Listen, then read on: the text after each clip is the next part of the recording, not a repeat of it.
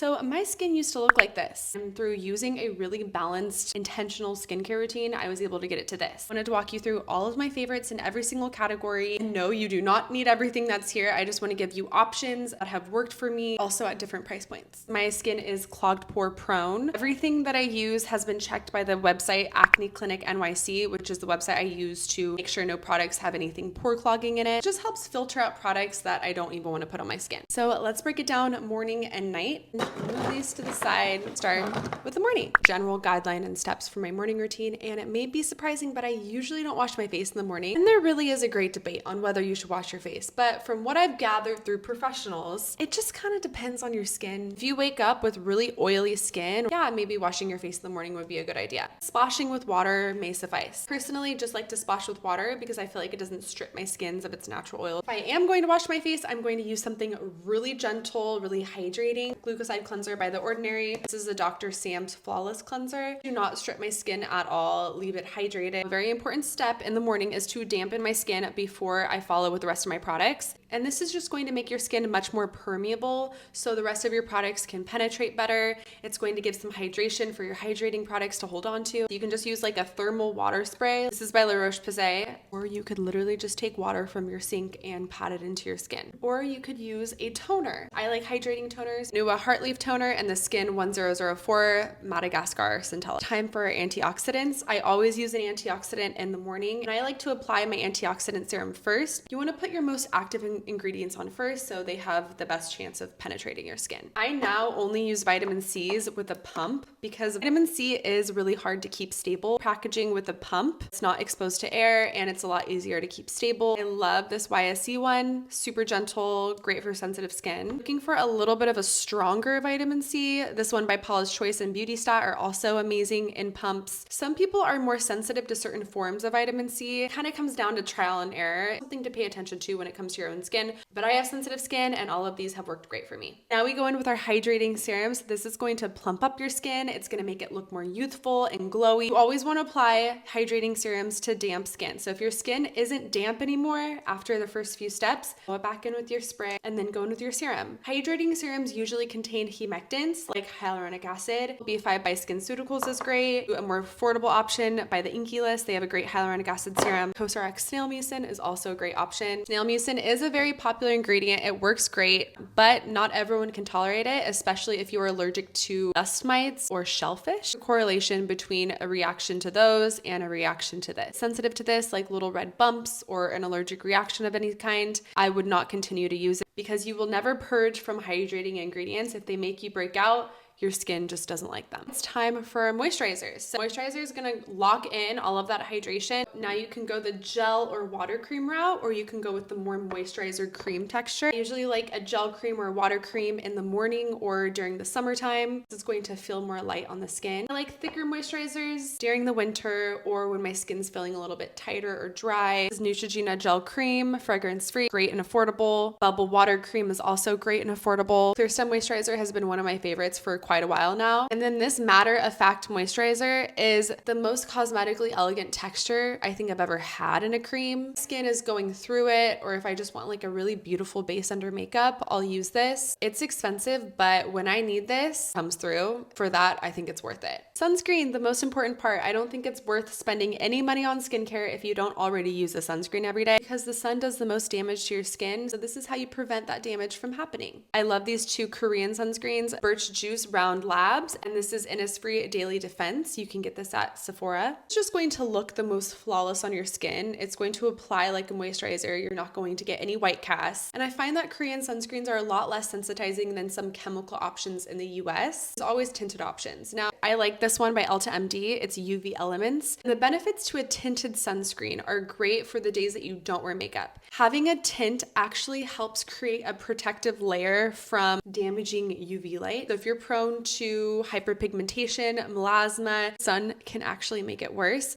And the tint has iron oxides, which create an extra layer of protection. Also get the benefits of iron oxides just by wearing makeup. Iron oxides is what gives pigment to makeup. If I am going makeup free, I'll use a tinted sunscreen. to make sure I get those benefits. Now we're on to our nighttime routine, and here are the guidelines I follow. We always start with a double cleanse. This is just going to create the cleanest base for the rest of your products to penetrate. Have a lot of buildup and sebum, sunscreen, makeup. It's a little bit harder to get it all off in just one cleanse. That's why we double cleanse. A lot of different ways to double cleanse. You can just use a micellar water as your first cleanse, an oil cleanser, which I think helps get rid of sebaceous filaments really well because oil grabs onto oil. This will help break it down in a very gentle way. Breaks down your eye makeup the quickest, in my opinion. This one is by Peach and Lily. Our option is a cleansing balm, very similar to an oil cleanser, except it starts out with the balm and then you rub it together and it turns into a more oil-based cleanser. It's Green Clean by Pharmacy. Best cleansing balm, in my opinion. It won't make your eyes sting. I find that this Dr. Sam's cleanser is really good for double cleansing twice. It actually breaks down eye makeup really well. It's very gentle, so I feel like anyone with really sensitive or dry skin would enjoy this for a double cleanse.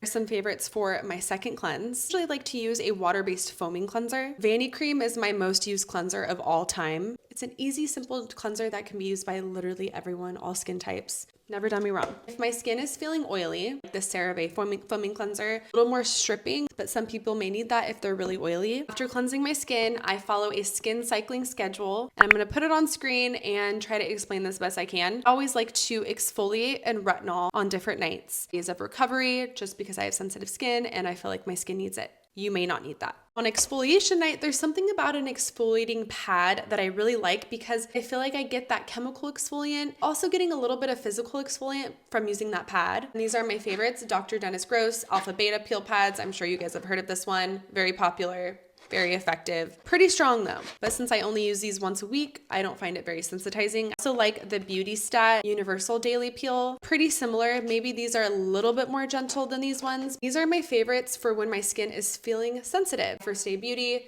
facial radiance pads. All of these have a combination of different exfoliating acids, which I do like because you're going to get both AHAs and BHAs. And there's Retinol Night. I feel like formulas nowadays are so advanced that you can get over-the-counter products that work just as good as prescription. These are two that I like. This is from the drugstore. Different Gel has adapalene, which is a retinoid derivative, going to help increase cell turnover, prevent clogged pores from forming. Retinoids are the gold standard of skincare. Want to see big results? A retinoid is the way to go. Also love Medicate Crystal Retinol. Derivative is retinaldehyde. This is said to be much gentler than your average retinoid, which I do agree. What I love about the Medicate ones is there's different strengths from 1 to 10. So you can start at the 1 and slowly work your way up as your skin acclimates to the different strengths. I just went from strength 3 to now 6. Using my skin cycling schedule has worked great. I haven't had any sensitivity. But if you are someone that's new to retinol or you're scared of the retinol uglies like purging, flaking skin, sensitivity, redness, I would recommend following this retinol schedule if you want to screenshot it really quick. This helps you incorporate low and slow. Give this schedule a try and it's really helpful. Exfoliating acids and retinol will all help increase cell turnover. It basically means it's going to help speed up your skin's natural ability to exfoliate. These products can cause purging. It doesn't mean it's going to cause purging for everyone. Purging is basically clogged pores that are already beneath the surface of your skin. If you're acne prone, you have just a higher chance of purging. You may have clogged pores already under the surface that are waiting to come out, and these will help speed up that process. Acne is going to come to the surface regardless. This isn't making you break out, it's just speeding up the breakouts so they come and go quicker. This isn't going to create acne that you don't already have, but it'll help prevent acne from forming